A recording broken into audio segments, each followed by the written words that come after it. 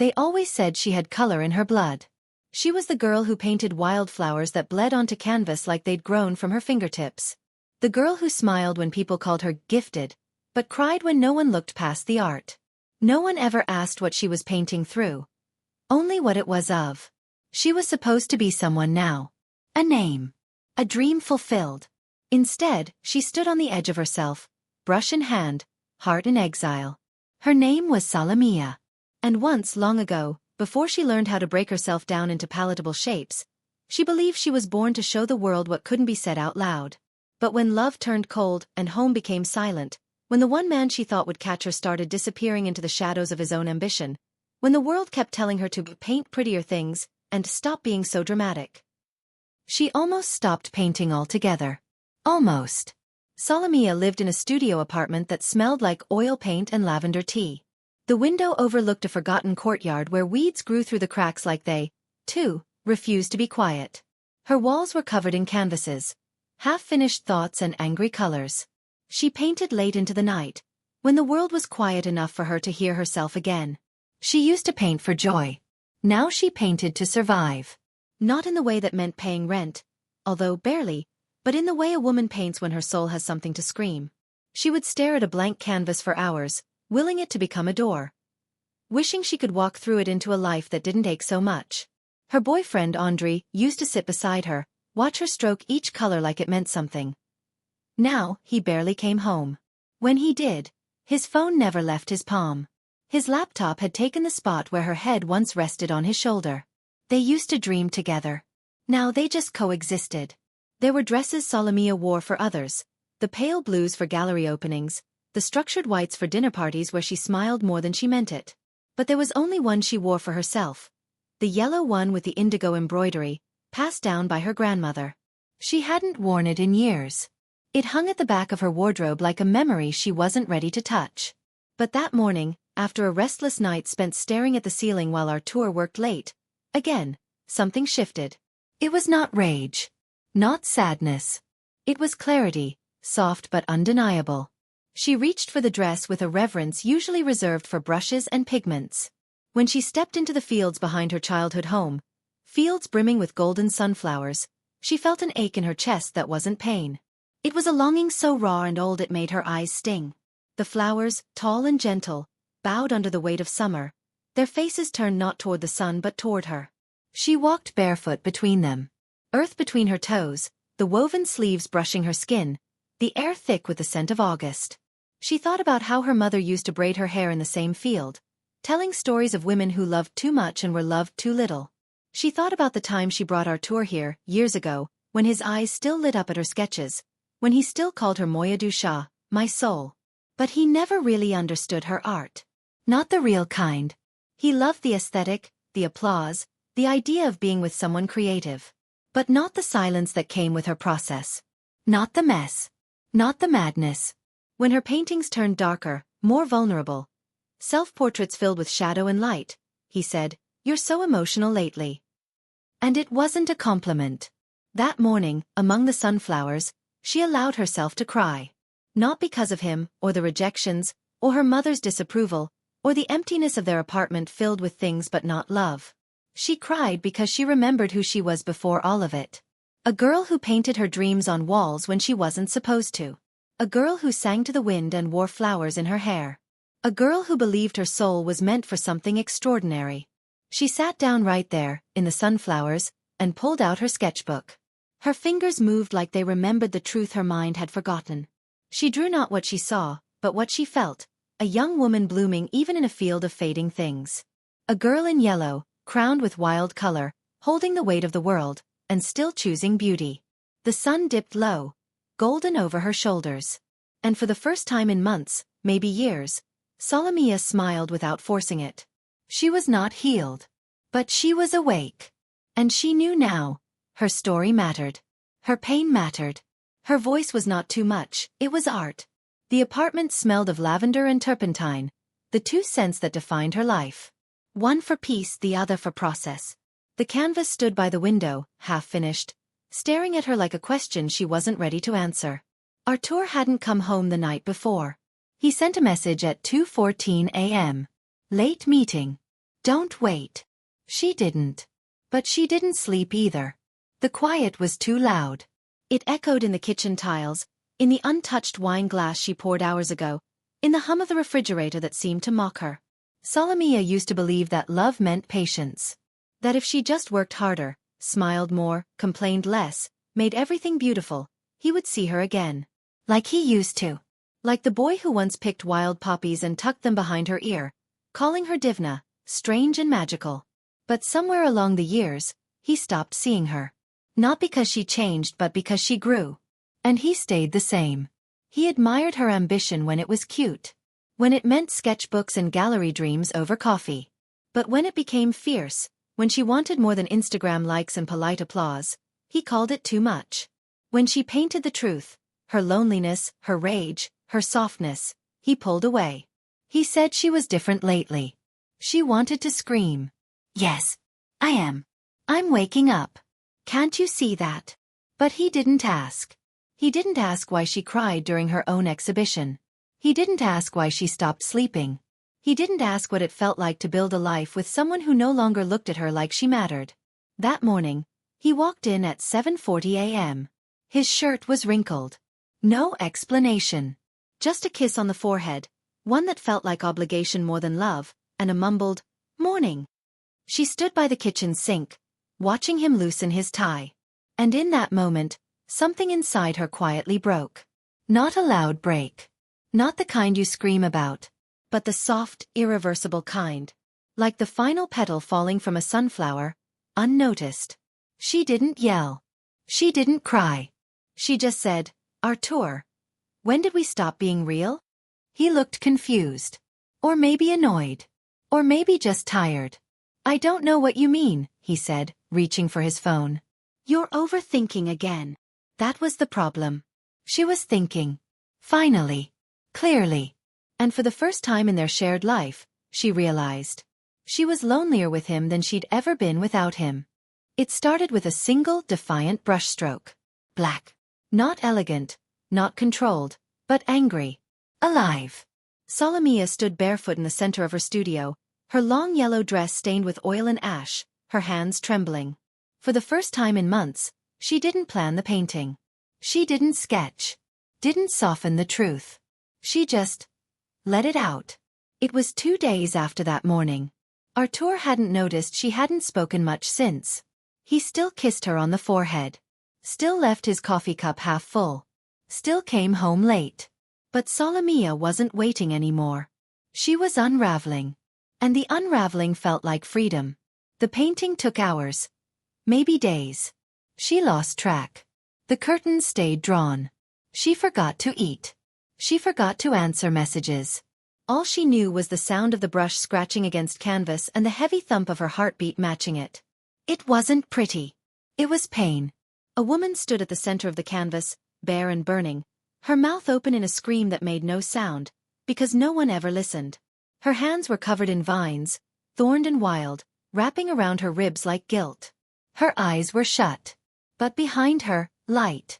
Faint. Feral. Furious. Salomia didn't try to name it. She didn't want to. It wasn't for anyone else. But when she stepped back, something inside her whispered, "This is who you are." And she cried. Not because she was sad, but because for the first time, she didn't edit her soul. She let the ache speak. She let the truth pour from her fingers. It wasn't a painting. It was a confession. And she swore she would never show it to anyone. The next day, her friend Daria came by unexpectedly. Bringing coffee and tulips, the way she always did when she sensed Salomia had gone too silent. "You look like you've seen a ghost," Daria said, her eyes soft but worried. "I think I painted one," Salomia whispered, motioning toward the easel behind her. Daria stepped forward, her breath catching in her throat as she saw it. Then silence. Then tears. Salomia turned away, ashamed. "I didn't mean for anyone to." "This is the most real thing you've ever made," Daria said, her voice shaking. "It's not art," Salomia muttered. "It's a breakdown." "No," Daria said, stepping closer. "It's a breakthrough." And in that moment, something shifted. Because Salomia realized, maybe her pain wasn't something to hide. Maybe it was the very thing that could set her free. Maybe truth was beautiful, even when it was bruised.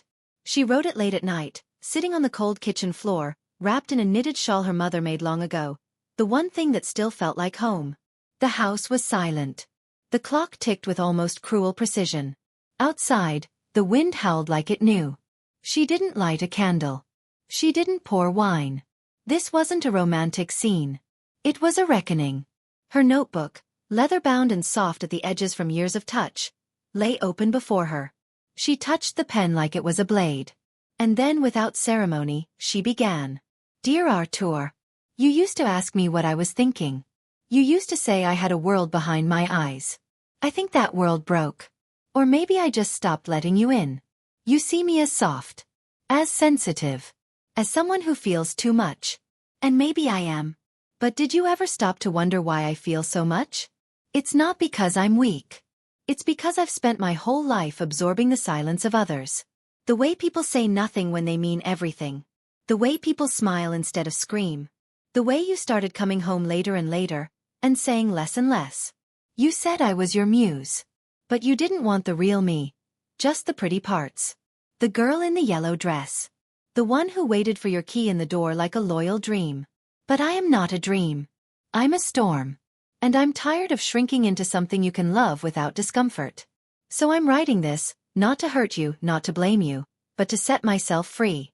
Because I've realized that the one person I've never been honest with is me. And I'm done writing love stories that erase me from the page. With quiet clarity. Salamia. She didn't send it. She tucked it into the back of her journal and exhaled. Not the kind of breath that ends, but the kind that begins. The next morning, she opened the windows. All of them. The city sounds filled the apartment like life returning. The light hit the canvas in the corner. The painting looked different now. No longer sad. No longer just pain. Now, it looked like becoming. And for the first time in months, Salamia smiled. Not the smile she gave the world, but the one she had forgotten she had. It started with an email she nearly deleted. Subject line: Emerging Artists Call. City Bloom Exhibit. She had seen these things before: gallery submissions, open calls, usually swallowed by fees or favor. But something in her, something quiet yet persistent, whispered, "Open it." She did. No fee. No fancy requirements. Just, send us something that means everything to you. She stared at the line like it was written just for her. Then, without hesitation, she selected a photo of her unfinished canvas, the one she had started on the night she didn't cry. She clicked send. Then she forgot about it. Not out of indifference but out of protection. She'd sent so many things into the void before. So many parts of herself that were never answered. Until now. A reply came 3 days later. Subject: You're in. The gallery wasn't grand. It didn't smell of money and polished champagne. But it had light, real, golden, morning light that poured through tall windows and kissed every frame like a benediction. Her painting hung at the far end of the room.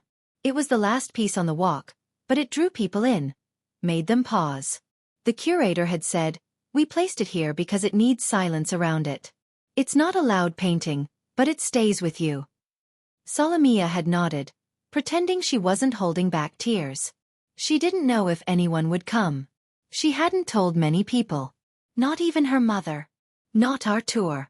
Only her best friend, Alina, who sent a bouquet of wildflowers with a note that said, "You are what grows after the fire." An older woman stood in front of the painting for nearly 15 minutes.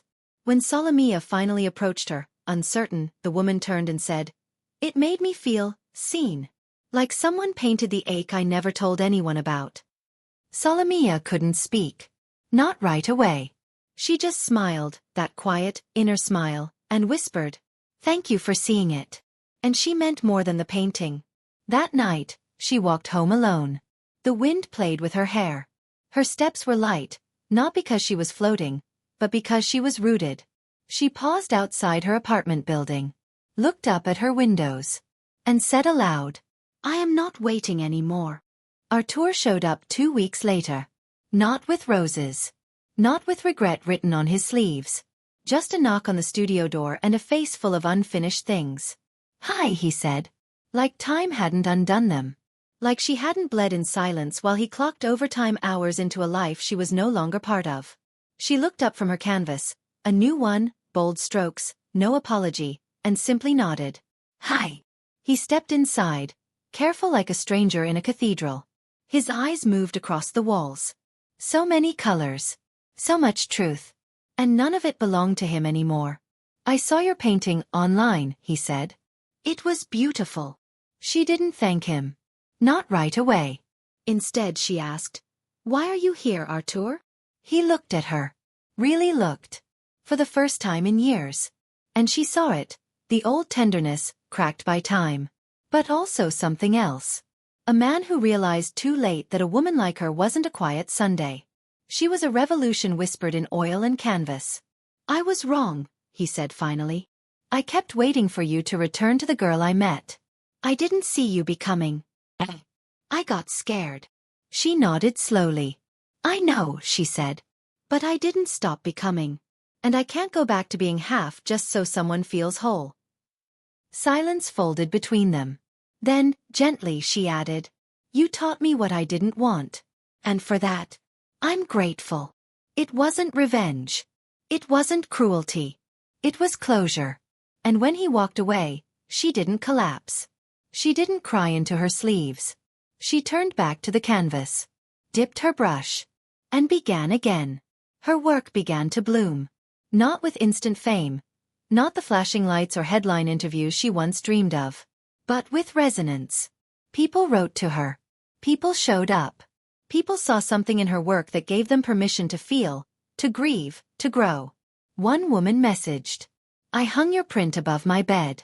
It reminds me that beauty can come after betrayal. A man wrote, Your painting saved my daughter from giving up on herself. She said, If this woman survived the silence, maybe I can too. Solomia read every word. Not out of ego, but reverence. She started hosting art circles for women. Not professionals. Just seekers, carrying unloved parts of themselves, showing up with trembling hands and broken voices. They painted without rules. Sometimes they cried more than they drew. But every session ended with light. And laughter.